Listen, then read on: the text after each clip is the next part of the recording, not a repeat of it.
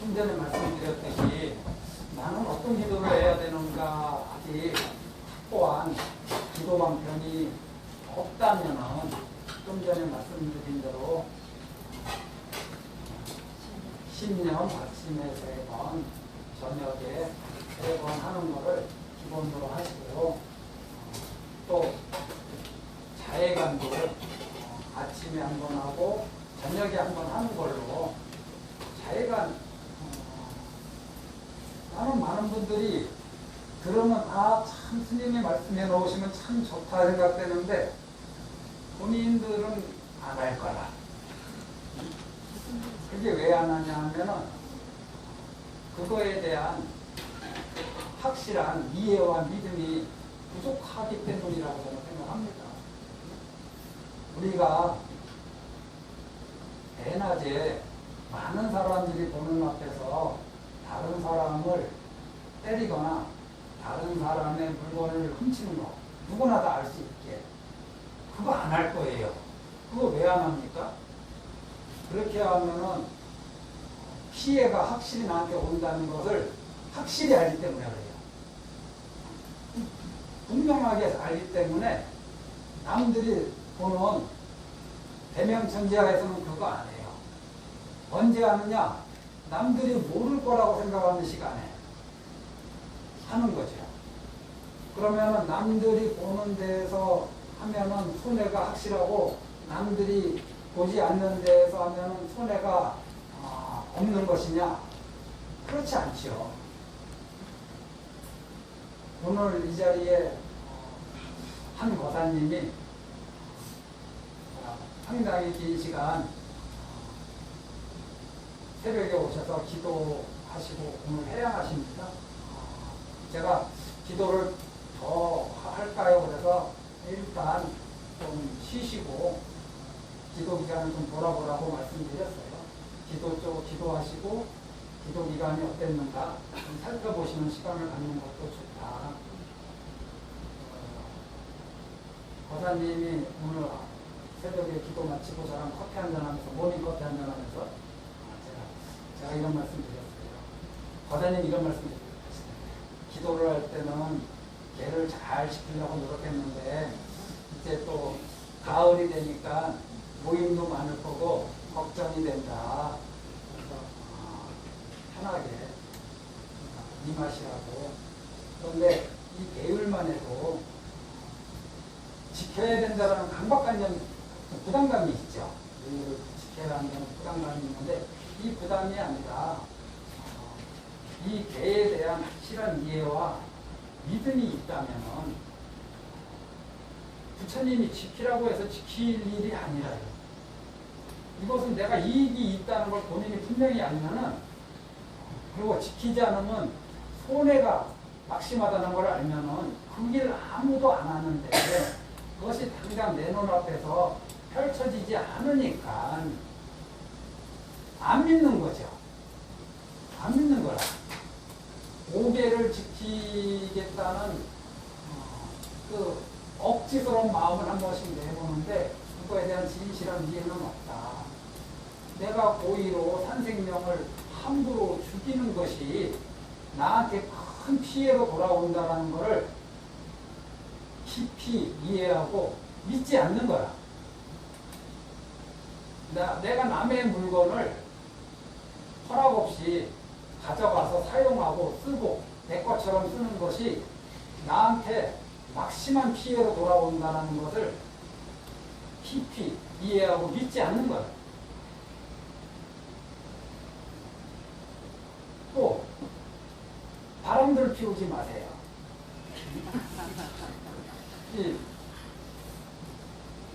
이것이 얼마나 많은 사람들의 마음속에 원한과 증오와 슬픔과 고통을 안겨줍니까?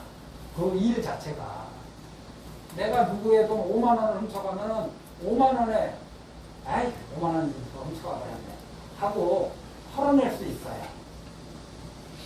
하지만은 그런 거는 세월이 긴 시간이 지나고 공부가 아주 물이 있지 않는 한 털어내기가 힘들어요. 일반인들은. 그런 이런 고통을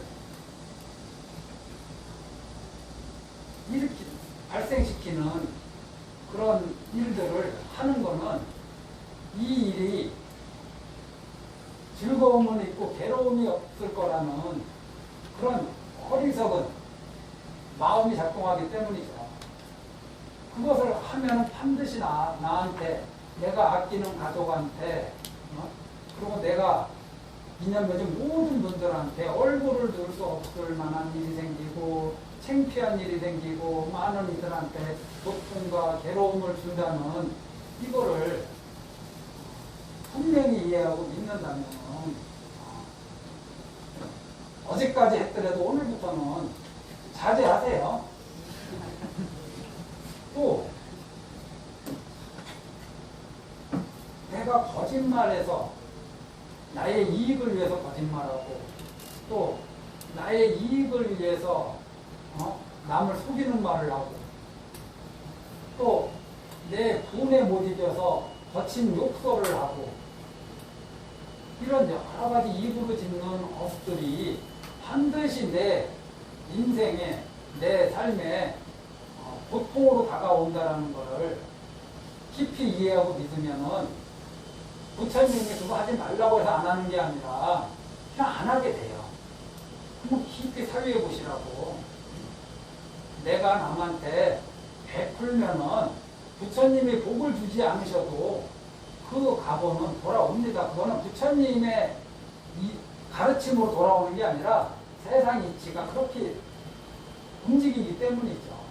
내가 남을 자유롭게 대하면은 내 삶이 편안해지고 내가 남을 적대시하면 내 삶이 피곤해지는 거죠.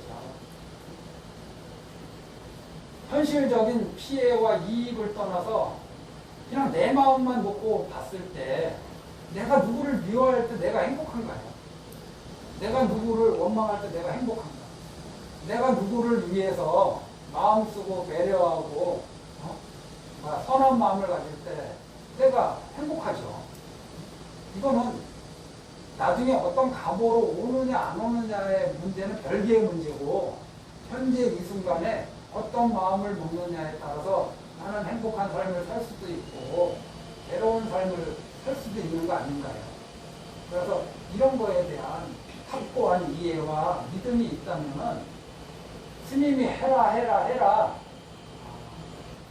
하지 않아도 하게 됩니다. 명불에 대한 확고한 이해가 있다면, 믿음이 있다면 해라 하지 않아도 하는데 믿음이 없으니까 스님이 따라하세요 할 때 그때만 따라하는 거야. 무슨 뭐 특별한 날에만 따라하고 확고한 믿음이 없는 거예요.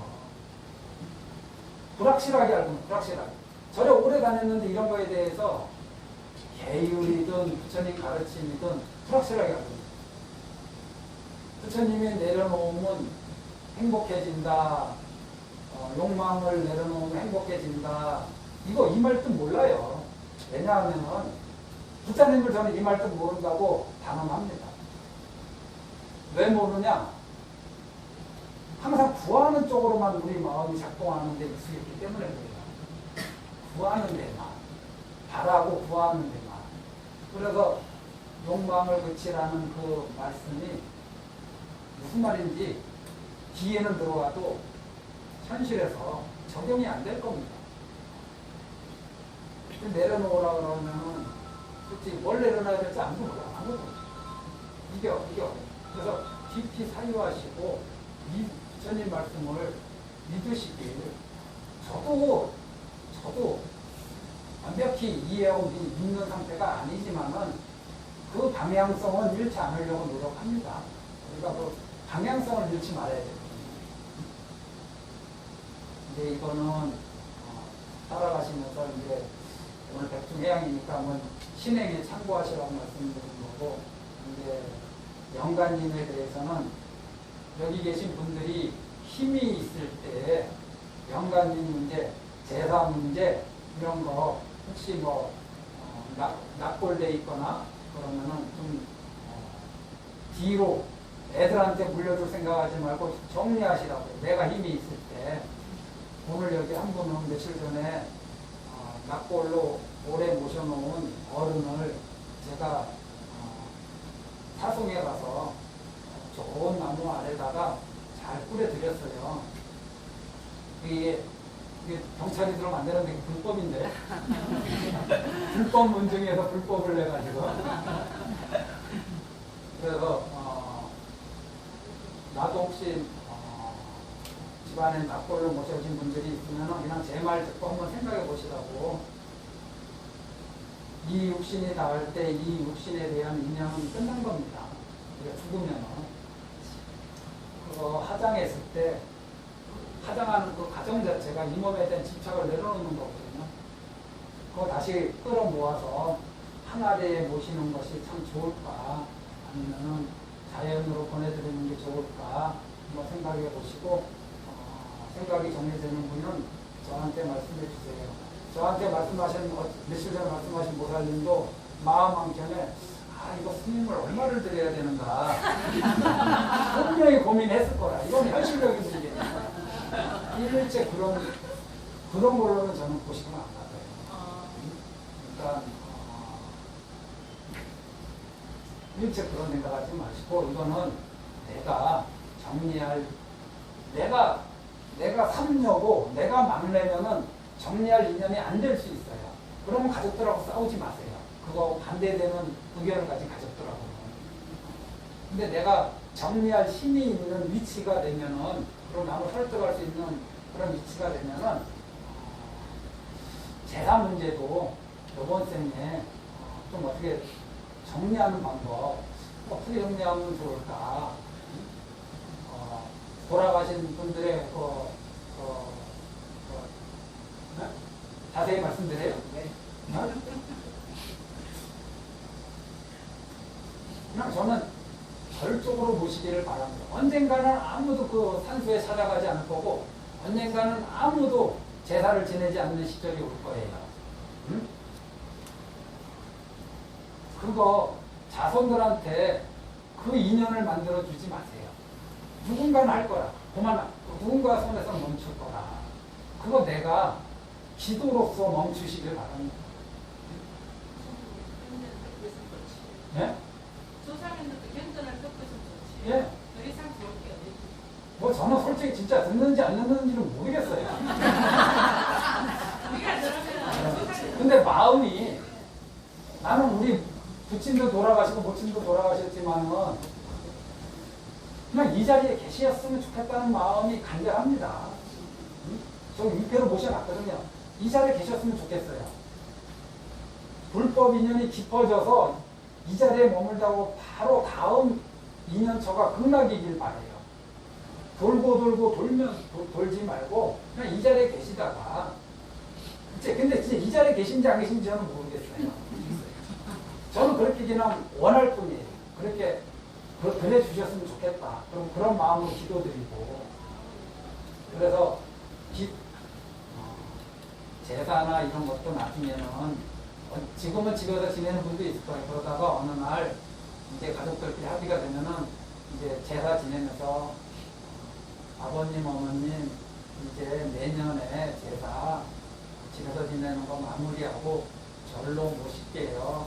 그리고 절에서 모시다가 또 제가 다 하면은, 제가 할 수 있는 힘이 붙이면은 좀 만년을패 좀 모시세요. 내가 지금 만년을패 장사하려고 하는 게 아니라 만년을패 모셔놓고 아무도 기도 안 할 때, 저도 언젠가 죽으면 누가 우리 부친 모친 기도하겠어. 하지만 여기 모셔놓으면은 어느 스님이든 이 자리에서 축원해 주겠지. 우리 부모님을 위해서 100년 뒤, 200년 뒤에도 이 자리에 있으면은 축원해 주시겠지. 저는 그냥 그렇게 생각할 뿐이에요. 그래서 내가 기도를, 제사를 모실 예정이었으면은 남녀님께 모시면서, 여법하게 모시면서 그냥 그런 절차를 태양하시라고, 이번 생에 한번 마무리 한번 해보시라고 말씀드리고, 살아생전 살아가시면서 우리 불자님들이 이런 경우 있어요. 이제 영가 문제는 그렇게 정리하실 거예요. 백종이 평일날 있으니까 오늘 못 오실 만한 사정이 있는 분들 있잖아요. 직장인들도 오셨네, 일하시는 거. 왜? 못 오실 만한 분들은 미리 다녀가시면서 저하고 이제 차 한잔 하시는 분들이 있는데, 그분 중에 한 분이 저한테 그런 말이, 좋은 일을 해왔는데, 어떤 인연으로 이 일을 멈추게 됐다. 할 여력은 있지만은 멈추게 됐다. 그런데 멈추고 나니까 마음이 편해야 안 편해요? 찝찝해. 뭔가 이 일로 인해서 좀 뭔가 좀 안 좋은 일이 생길 것 같은 느낌도 들고 계속 해오던 걸 안 하니까. 그래서 좀 마음이 무거워하시길래 제가 여러 번 말씀드렸는데 한 천 가지 선행을 발언한다고 해서 발언했어. 또 500가지만 하고 나머지 2,500가지를 이번 생에 못했어. 인연이 그렇게 돼가지고. 그럼 나머지 2,500가지를 못한 허물이 나한테 있느냐? 없죠? 예. 500가지 선행한 공덕만 있는 거 아닌가요? 예. 응? 그러니 그런 거에 대해서 일체 불편한 마음을 갖지 말라고. 기도도 그런 거 아닌가요? 당장 나타나는 각오가 없더라도 오늘 기도하면 오늘 기도한 만큼의 가피의 에너지가 쌓이는 거고, 오늘 기도 안 하면 무슨 지옥에 가나요? 그러지 않거든요. 100일 기도 입제했어. 근데 중간에 어떤 일이 생겼어. 그래서 내가 45일밖에 못했어. 그럼 나머지 55일 기도 못한 허물이 있나요? 어떤 이들은 허물이 있다고 얘기하는 사람도 있을지 몰라도 저는 55일 기도 못한 허물은 1도 없다고 말씀드립니다. 45일 기도한 공덕만 있는 거예요. 그런 공덕을 챙겨가시기 바랍니다. 기도하면서 그런 부담감을 안고 기도하지 마시라고. 편안하게, 행복하게 기도하시라고. 하나 더. 살다 보면은 무리한 사람들을 많이 접하게 됩니다. 어쨌든 한 보살님을 만났는데 불명이 연담이라 연꽃연의 못담자 연담 보살님. 그 못이 깨끗합니까? 연못이? 진흙이죠. 연못이 깨끗하지 않아요. 네. 그러면 깨끗하지 못한 곳에 사니까 내가 더럽게 살아야겠느냐? 응? 내가 깨끗하지 못한 곳에 사니까 나조차도 더러운 놈이냐? 응? 나조차도 오염된 놈이냐? 거기에 물들면 그렇게 되는 거죠. 응? 하지만은 거기에 물들지 않고 한 송이 연꽃이 되라는 게 연담 아닌가요? 응? 무슨 우리가 사는 환경이라고 본다면은 연못은 꽃은 자기 아닌가요? 자기 자신. 그래서 내 주변에 보면은 무리한 사람도 많고 거친 사람도 많고 욕심꾸러기도 많고 별의별 사람들이 많아요. 이기적인 사람, 거만한 사람, 교만한 사람, 별의별 사람들이 다 많아요. 내 말을 잘 듣는 사람도 있지만 내 비입장을 건드는 사람이 많죠. 내 주위에. 그러면 내가 거기에서 어떻게 살 것이냐? 그건 그 사람들의 재산 아닌가요? 그 사람들의 살림 아닌가요? 나는 그 사람들에 대해서 어떻게 살 것이냐? 그것만 내가 결정하면 되는 거죠. 주변을 탓할 일이 하나도 없다. 내가 왜 남의 인생을 탓해? 내가 저 사람 때문에 힘들어져서? 내가 저 사람 때문에 욕을 해서? 내가 저 사람 때문에 오염돼서? 연못은 연못을 탓하지 않습니다. 그냥 그렇다고 연못을 떠나지도 않아요. 그냥 거기에 있으면서 깨끗하고 맑음을 유지하면서 사는 거죠. 우리가 사는 사바세계도 사바세계가 연못이라면은 여기 계신 분들이 연꽃이 되려는지 아니면은 뭐가 되려는지 알 수는 없지만은 각자에게 달린 거다. 무례한 사람을 접했을 때 이런 생각하지 마세요. 내가 만만해 보여서 그런가? 내가 만만해 보여서 저렇게 무례한가? 내가 돈이 없어서 저렇게 나한테 무례하게 구는가? 어?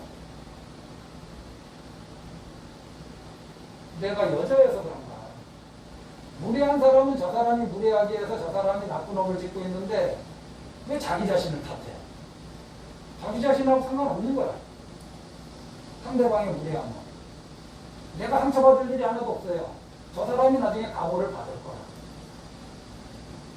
그렇지 않아요? 내가 상처받을 일이 하나도 없어요. 저 사람에 대해서. 그런데 우리 상처받잖아요. 그게 물드는 거야. 연꽃이 연못에 물들지 말아야 되는데 무심코 물드는 거야. 무심코. 얼른 알아차리고 깨어나서 벗어나야죠. 물들지 않는 쪽으로. 이거는 이렇게 물들면 이게 내 탓인가? 내가 만만해 보여서 그런가? 내가 없어서 그런가? 내가 가정 환경이 안 좋아서 그런가? 내가 부모님 일찍 돌아가셔서 그런가? 별의별 생각을 다 해요. 별의별 생각을 다 해요. 그거는 자기 자신을 우울하게 만들고 침체하게 만들고 자기가 자기 자신을 상대방이 잘못했는데 자기가 자기 자신을 계속 꾸짖는 거야. 안 좋은 쪽으로 계속 자기 자신을 꾸짖죠. 자기가 자기 자신을 존중하지 않고. 이렇게 하시는 분들이 있고 또 어떻게 하는 분들이 있느냐. 무례하게 대하면은 한번 붙는 거지. 한번 이를 악물고 붙어보는 거지. 그런데 이를 악물고 붙을 때 무례한 사람하고 붙을 때 점잖게가 되지 않잖아요. 똥 묻은 사람하고 씨름하면은 내 몸에 똥이 안 묻겠어요. 그냥 저 사람 똥 묻은 상태로 돌아오고 똥 닦으라고 하면 돼. 자기가 힘이 있으면 닦아주고, 닦아줄 힘이 없으면은 그냥 일단 자기를 깨끗하게 하려고 해야 돼. 그래서 한쪽은 거칠게 반응하는, 외적으로 거칠게 반응하는 쪽으로 반응하고, 그렇지 않으면은 내면으로 자기 자신을 꾸짖고 비난하고 그 허물을 자기 자신한테 찾는 쪽으로 다들 둘 중에 하나 쪽으로 작동한다. 이게 맞는 방법 아니잖아요. 그럼 어떤 게 맞는 방법인가 한번 찾아보세요, 각자.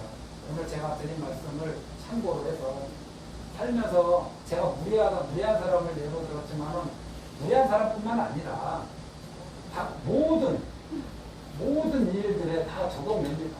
어떤 일 생기면 침체하시죠. 기운 없어가고 무기력해지고. 어떤 일 생기면은 거칠어지고 들뜨고 그렇게 되죠. 둘 중에 하나라니까요. 둘 중에 하나가 아닌 다른 길도 있다라는 거를 오늘 제 말을 듣고 참고하셔서 각자 그걸 한번 찾아보시기 바랍니다. 모두 일어나서 자목 좀 정리해 주세요. 우리 법당 3바퀴 돌고 나가야 됩니다.